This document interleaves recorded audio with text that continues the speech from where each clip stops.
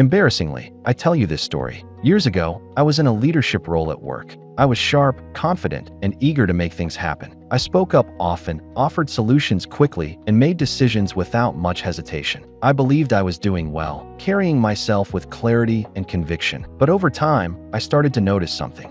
In meetings, people would nod politely. They rarely pushed back or offered a different view. I assumed they agreed with me. The truth?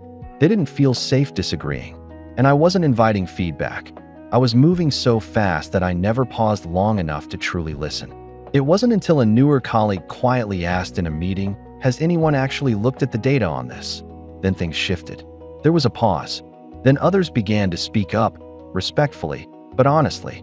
It became clear that some of the things I had championed weren't working, and people had known for a while. I felt exposed, not attacked, but unmasked.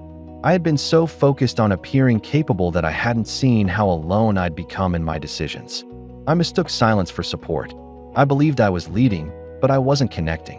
That experience reminded me of the fable, The Emperor's New Clothes. Not because I was arrogant, but because I didn't know what I didn't know.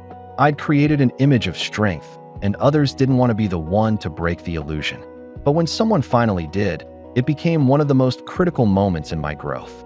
Since then, I've learned to ask better questions. I listen more deeply. I check my assumptions.